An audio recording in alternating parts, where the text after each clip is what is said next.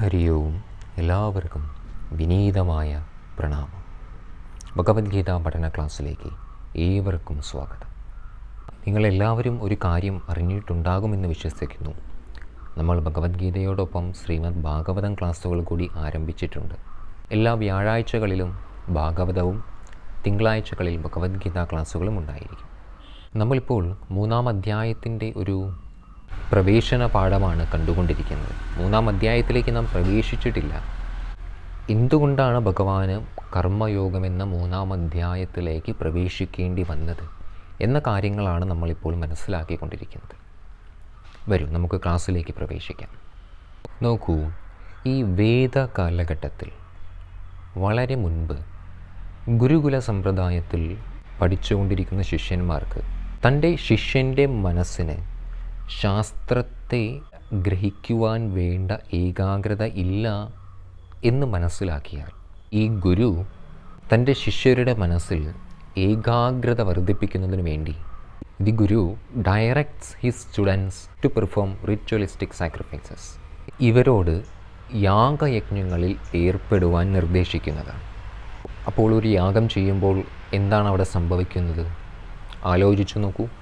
ഹോമം അല്ലെങ്കിൽ യാഗം ചെയ്യുന്ന ഒരു വ്യക്തി, മുൻപിലൊരു ഹോമകുണ്ഡം, അതിൽ ജ്വലിച്ചു നിൽക്കുന്ന അഗ്നി, അതിലേക്ക് മന്ത്രോച്ചാരണത്തിലൂടെ നമ്മൾ ദ്രവ്യങ്ങൾ അർപ്പിക്കുന്നു.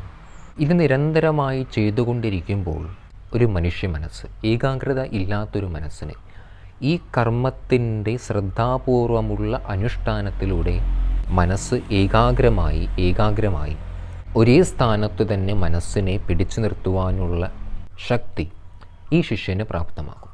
അങ്ങനെ ഈ ഏകാഗ്രമായ മനസ്സോടും ബുദ്ധിയോടും കൂടി ശാസ്ത്ര പഠനവും സാധനയും അനുഷ്ഠിക്കുമ്പോൾ ഈ ധ്യാനത്തിൽ ഉറച്ചു നിൽക്കുന്ന ഏകാഗ്രമായ ഈ മനസ്സിന് എളുപ്പം ആത്മാന്വേഷണ യാത്രയിൽ വിജയം കൈവരിക്കാൻ സാധിക്കും. ഞാനിത് പറയാനുള്ള കാരണം എന്താണെന്ന് ആർക്കെങ്കിലും ചിന്തിക്കാൻ സാധിക്കുമോ? കേൾക്കൂ. ഉദാഹരണത്തിന്, നിങ്ങളുടെ മകൻ നിങ്ങളുടെ അടുത്ത് വന്ന് പറയുകയാണ്, അമ്മേ നോക്കൂ, എനിക്ക് സ്കൂളിൽ ടീച്ചർ എടുക്കുന്ന സയൻസ് സബ്ജക്റ്റുകൾ മനസ്സിലാക്കാൻ വളരെ പ്രയാസം. ഫിസിക്സ്, കെമിസ്ട്രി, മാത്സ്, എൻ്റെ മനസ്സിന് കോൺസെൻട്രേഷൻ കിട്ടുന്നില്ലല്ലോ അമ്മേ, ഞാൻ എന്താ ചെയ്യുക? ഇങ്ങനെയൊരു ചോദ്യം ഒരു കുട്ടി തൻ്റെ അമ്മയോട് ചോദിച്ചാൽ ആ അമ്മ എന്തുത്തരമാണ് അമ്മയ്ക്ക് നൽകാൻ സാധിക്കുക? നിങ്ങളെല്ലാവരും ഒന്ന് ആലോചിച്ചു നോക്കൂ. അഥവാ അമ്മ മകനെ വിളിച്ച് ഈ രീതിയിൽ പറയുകയാണ്, മോനെ, പണ്ട് നമ്മുടെ മഹർഷിമാർ അവരുടെ ശിഷ്യന്മാർക്ക് ഏകാഗ്രത ഇല്ലാഞ്ഞപ്പോൾ അവരെ കൊണ്ട് യാഗയജ്ഞങ്ങൾ ചെയ്യിപ്പിച്ചിരുന്നു. അങ്ങനെയാണ് ആ ശിഷ്യന്മാർ ഏകാഗ്രമായ മനസ്സ് നേടിയെടുത്തത്. ഇങ്ങനെയൊരു മറുപടി അമ്മയിൽ നിന്നും കിട്ടിയാൽ ആ മകൻ എന്ത് ചെയ്യും? അയ്യോ അമ്മേ, നോക്കൂ, ഞാനിപ്പോൾ ഉള്ള ഏകാഗ്രത വെച്ച് പഠിച്ചോളാം എന്ന് പറഞ്ഞ് അവൻ അമ്മയുടെ അടുത്ത് നിന്ന് രക്ഷപ്പെടാൻ നോക്കും. അങ്ങനെയെങ്കിൽ പറയൂ, ഏകാഗ്രതയുണ്ടാകാൻ വേണ്ടി ഇന്ന് നമുക്ക് എന്താണ് ചെയ്യാൻ സാധിക്കുക? ആദ്യം ചെയ്യേണ്ടത് ആ മകനെ അല്ലെങ്കിൽ മകളെ രാവിലെ 5 മണിക്ക് വിളിച്ചുണർത്തി സൂര്യ നമസ്കാരം ചെയ്യാൻ പറയൂ, ഒരു 10 മിനിറ്റ്. എന്നിട്ടൊരു 15 മിനിറ്റ് പ്രാണായാമം, അതിനുശേഷം നീട്ടി ഓങ്കാരം ജപിക്കാനുള്ള ഒരു ശീലം എന്നും രൂപപ്പെടുത്തിയാൽ മനസ്സിന് ഏകാഗ്രത ഇല്ല എന്ന നമ്മുടെ വിഷമം എന്നേക്കുമായി മാറും. ഏകാഗ്രത കുറവാണെങ്കിൽ ഏകാഗ്രത നമുക്ക് വർദ്ധിപ്പിച്ചെടുക്കാൻ സാധിക്കും പരിശീലനത്തിലൂടെ.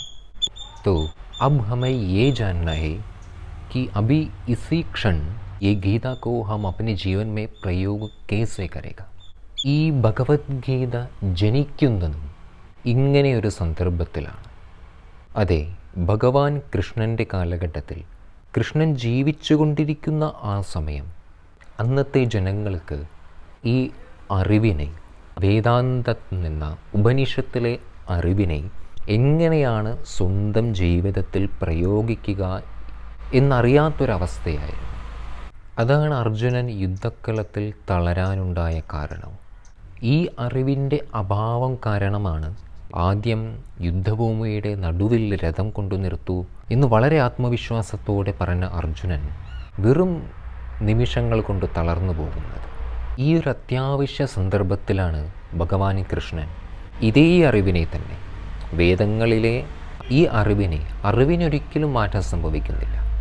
എന്നാൽ ഈ അറിവിനെ അന്ന് ഭഗവാൻ ജീവിച്ചിരുന്ന സമൂഹത്തിലുള്ള ജനങ്ങൾക്ക് മനസ്സിലാകുന്ന രീതിയിൽ ഇതിനെ അവതരിപ്പിക്കുന്നത്.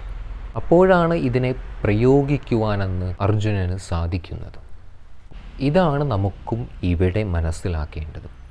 എങ്ങനെ എൻ്റെ ജീവിതത്തിൽ ഞാൻ ഈ അറിവിനെ പ്രയോജനപ്പെടുത്തും? നോക്കൂ, വളരെ ശ്രദ്ധിക്കൂ. അങ്ങനെ ഒരു ഉത്തരം ലഭിക്കാത്ത സമസ്യയ്ക്ക് മുമ്പിൽ തളർന്നിരിക്കുന്ന അർജുനന് ഈ നിമിഷം എന്താണ് ആവശ്യം? പറയൂ, ചിന്തിച്ചു നോക്കൂ. ആ നിമിഷം അർജുനന് വേണ്ടത് തൻ്റെ ചോദ്യങ്ങൾക്കുള്ള ഉത്തരവും തൻ്റെ മനസ്സിനെ ഈ വിഷമത്തിൽ നിന്നും സംശയത്തിൽ നിന്നും പുറത്തേക്ക് കൊണ്ടുവരികയും, ഇതാണ് ആ നിമിഷം വേണ്ടത്. എന്നാൽ ആ ഒരു സന്ദർഭത്തിൽ അർജുനന് ഏതെങ്കിലും ഒരു ആശ്രമത്തിൽ പോയിരുന്ന് സാധന ചെയ്ത് ധ്യാനത്തിലൂടെ തൻ്റെ ചോദ്യങ്ങൾക്കുള്ള ഉത്തരവും തൻ്റെ മനസ്സിലെ വിഷമത്തിനുള്ള പരിഹാരവും കണ്ടെത്താൻ സാധിക്കുമോ? അങ്ങനെയാണെങ്കിൽ ആ യുദ്ധഭൂമി ഉപേക്ഷിച്ച് അർജുനൻ പോകേണ്ടി വരും. എന്നാൽ ആ സന്ദർഭത്തിൽ അത് സാധ്യമാണോ? അല്ലല്ലോ. ഇതാണ് ഗീതയുടെ മഹത്വം. ഇപ്പോൾ മനസ്സിലാകുന്നില്ലേ?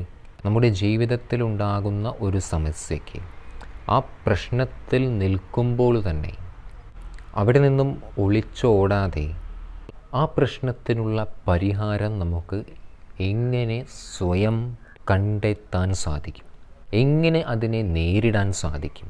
തളരാത്ത മനസ്സോടെ. പ്രശ്നങ്ങൾക്ക് നടുവിലിരിക്കുമ്പോഴും അത് ബാധിക്കാതെ എങ്ങനെ നമുക്ക് ജീവിക്കുവാൻ സാധിക്കും?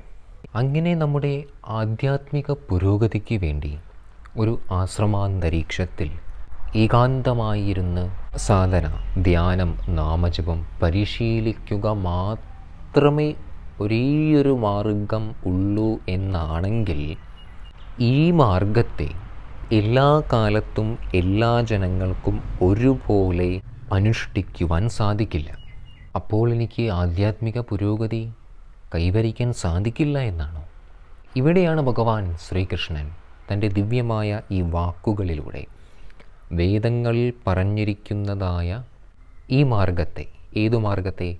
ആധ്യാത്മിക പുരോഗതി കൈവരിക്കുവാനുള്ള മാർഗത്തെ നമുക്ക് ഇന്ന് മനസ്സിലാകുന്ന രീതിയിൽ, നമുക്ക് ഇപ്പോൾ ഈ നിമിഷം ചെയ്യാനും അനുഷ്ഠിക്കാനും സാധിക്കുന്ന രീതിയിൽ അതിനെ വിവരിക്കുന്നത്. അതെന്താണെന്ന് നമുക്ക് അടുത്ത ക്ലാസ്സിൽ കാണാം. ഈ പറയുന്ന കാര്യങ്ങൾ നിങ്ങൾക്കെല്ലാവർക്കും മനസ്സിലാക്കാൻ സാധിക്കുന്നുണ്ട് എന്ന് ഞാൻ വിശ്വസിക്കുന്നു. എന്തെങ്കിലും സംശയങ്ങൾ മനസ്സിലുണ്ടെങ്കിൽ, എന്തെങ്കിലും നിങ്ങൾക്കറിയാൻ ആഗ്രഹമുണ്ടെങ്കിൽ കമൻ്റായിട്ട് ചോദിക്കാൻ ഒരിക്കലും മടിക്കരുത്. ഇനി നമുക്ക് അടുത്ത ക്ലാസ്സിൽ കാണാം. എല്ലാവർക്കും പ്രണാമം. ഹരി ഓം.